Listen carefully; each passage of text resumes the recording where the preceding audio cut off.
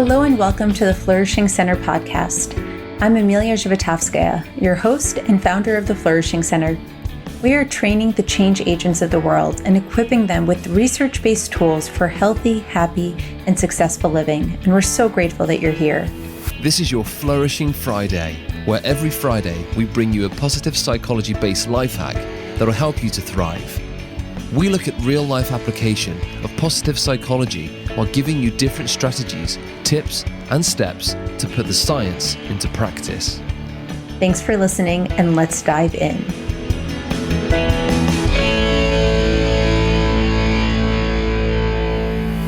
Hey guys, this podcast is a little bit of a tie-in to a previous episode. If you haven't seen it, episode 44, we interviewed Caroline Miller on Thriving Women, Thriving World. And here we have a behind-the-scenes look at one of the secret formulas for inspiring and empowering women through an appreciative inquiry approach, asking them, what would it be like? Imagine if. And so Caroline's going to be talking to our interviewee, asking her an appreciative inquiry question that helped fuel so much rich discussion around what does it mean to help women thrive. Okay, Lizzie, imagine this. This is a two-part question. A time-traveling elevator takes us 25 years into the future, and when the doors open, we're in a world of thriving women, a world where women live positive, safe, proactive, hopeful lives. Describe this world. What do you notice that's different? And then secondly, second part of the question, as you walk the streets of this ideal future and listen to women and men talking to each other and interacting, what's happening? What are they saying and doing? And how are women being supported and encouraged?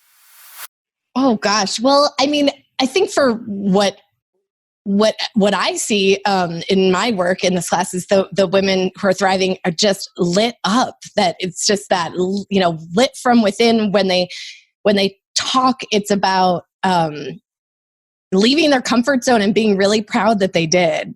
And like I said, no longer talking about what car seat you're in or what camp your kid's going to. Not that those aren't important, but women being themselves again. That's a great answer. Do you hear generally of women going out of their comfort zone to do hard things, or is that a rarity? No, I don't. And so I used Emiliya's reverse accountability. I don't know if it's yours, Emiliya, but that's where I learned it in CAP, and I thought it was the funniest thing. And so I have challenged several friends to, I don't know what political beliefs are, but several friends who were very against like the NRA that they were going to have to give like thousands of dollars to the NRA if they didn't do an art show. And I have a studio, so it was like very easy for me to get this one friend who's Australian, who's very against the NRA. And so she did it, and she was terrified. And I know one of the only reasons why she followed through was that I'm not giving money to the NRA. And then I told the story to another woman, another artist, who, when we told her about it, they're all moms. They're all women in their 40s with kids. And she immediately signed up and did it. So the one friend, her art show was exactly a year ago. And then this other friend did one a month ago. And then I had another friend she wanted to do salsa dancing lessons, and she wasn't going to do it. So she was going to, I forgot what charity. I think she was going to have to give money straight to Donald Trump. And so she took the salsa lessons instead. So I wrote about that in Creating Your Best Life. Did you? Yes, I haven't heard it called reverse accountability, but I wrote about that like 12 years ago in that book, because that's a well-known technique in psychology. Well, I thought it was the funniest great one. Like regular accountability doesn't work for me. I got to go like for the heavy hitter that. No, that's of all that. And to use it in a way of like, tell me, you know, so when we go to coffee, it's sort of like, I don't want to talk about the weather. Like we have crazy weather here in Colorado.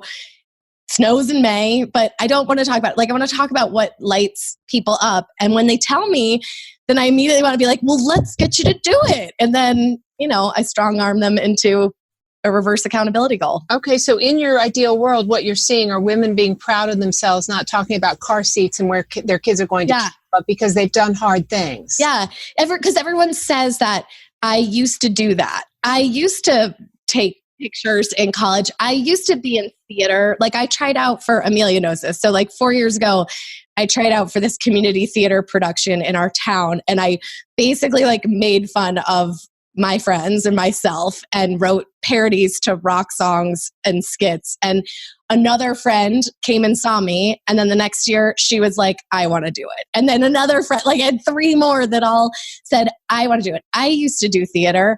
I used to sing. I used to play guitar. I used to like, that's what I hear. And I have a joke in the Life Feast of like, there's the song, like the Talking Heads song.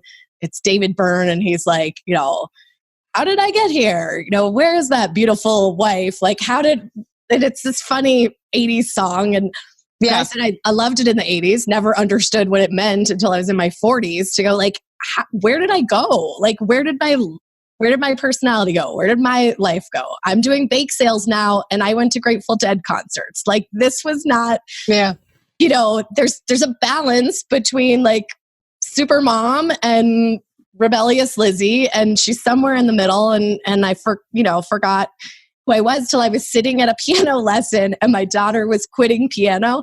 And I told the piano teacher that I wanted to take her place. And he was like, we don't have to. Like he thought I felt guilty. And he was like, well, you don't have to. And I said, no, it's like one of the biggest regrets of my life was quitting piano. And then I had to go through the humiliation because I truly actually suck at piano. I'm good at lots of other things, but not that. And I went to the concert as the only adult. There was one other adult and she was like an amazing Beethoven, everything. I bombed the piano recital. And this one friend came up to me and she was like, that was so great. Like you showed these kids, like you can screw up like 3 or 4 or 5 times and still live through it. And I was like, that was so not why I was here, Jacqueline, but I'm glad that was real-time helpful. Resilience. Yeah. That's awesome. And another friend would laugh that my kids would be in the hallway doing their homework while I was in the piano lesson. And she said, I absolutely love watching you come out of piano and your girls are waiting for you.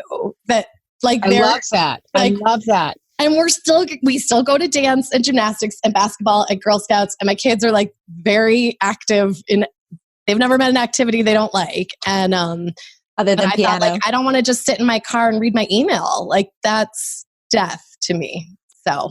Okay. I love it. Great answer. Thank you to Emiliya for like putting words to it all and making me not just feel like an absolute, like all over the place dilettante and instead going, no, there's a point to it. Yeah. No, it's flourishing awesome. Is about. It's fantastic. Good for you. Well, congratulations. And I could easily nominate you for Share 2 to 2. So can you send me an email to Caroline@CarolineMiller.com with just what you've accomplished that you're proud of?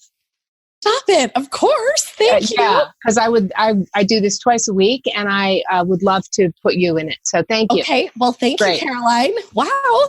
This is the best podcast interview I've ever had. So thank you. Thank you.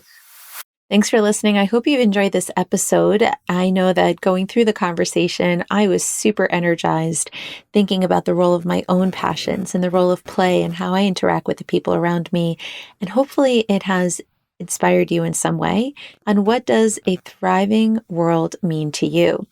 If you haven't had a chance to listen to the full podcast interview with Caroline Adams Miller, check out episode 44, where we talk with Caroline about the new book, Thriving Women, Thriving World, that she's a part of. And we had a meaty, yummy, delicious conversation about what does it mean to help women embrace their sense of well-being and support one another. So check that out. As always, do subscribe, do give us some feedback, do give us a shout out if there's a topic that you'd like to hear about. And until then, I wish you a flourishing day. This episode is brought to you by the 5i Change Agent Quiz. Our research shows that there are 5 personality types for people that love to help others. Take this short 20-item test to find out which type you are and download your free roadmap to learn about the obstacles your change agent type faces and how to overcome them. Learn more at theflourishingcenter.com/change agent. Thanks for listening. I hope you've enjoyed this podcast. I want to encourage you to tell us, what would you love to hear more about? Is there an area of positive psychology you would love to get some more information on in terms of the research? Give us a shout out at info@theflourishingcenter.com.